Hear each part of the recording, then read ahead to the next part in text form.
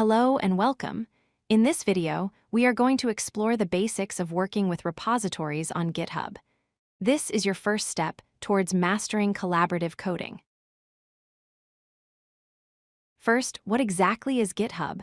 It is a website and cloud-based service that helps developers store and manage their code, as well as track and control changes to their code. It's built on top of Git, a version control system. You can think of it as a home for your projects on the internet, where you can work with others or by yourself. So, what is a repository, often called a repo? The simplest way to think about it is as a folder for your project. But this folder is special. It contains all of your project's files, and it also holds the entire history of every change ever made to those files. Let's cover a few core concepts. A commit is like a snapshot or a save point of your files. A branch is an independent line of development, allowing you to work on new features without affecting the main codebase. To send your commits to GitHub, you push them. To get the latest changes from GitHub, you pull them. To create a repository on GitHub, you start by clicking the New Repository button. You will need to give it a name, which should be short and memorable. You can also add a description to explain your project. Finally, you choose if it should be public for anyone to see or private, where you choose who can see it. When creating your repository, you have a few helpful options. You can initialize it with a readme file, which is a great place to write a detailed description of your project.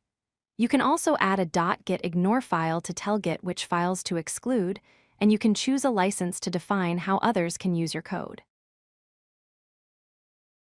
Once your repository is created, you'll land on its main page. Here you can find a list of all your files and folders, a preview of your readme file, and a button to get the clone URL, which is used to download a copy of the repository to your computer. A key concept is the difference between local and remote.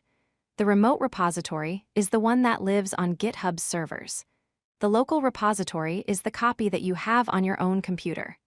You use commands like git push to send your changes from your local machine to the remote on GitHub, and git pull to get updates from GitHub down to your machine. To get that local copy, you perform an action called cloning. You use the command git clone followed by the repository's URL. This downloads a complete copy of the project and its history to your computer, so you can start working on it. So why go through all this trouble? Using GitHub allows you to collaborate with others. It provides a secure backup of your code in the cloud. It acts as a portfolio to showcase your work, and it's your entry into the world of open-source software.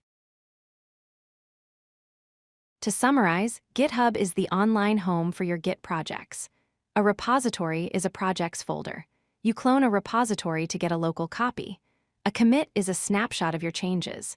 And you use push and pull to keep your local and remote repositories in sync. With this knowledge, you are ready to get started. If you like this video, hit that like button and don't forget to subscribe. Visit codelucky.com for more such useful content.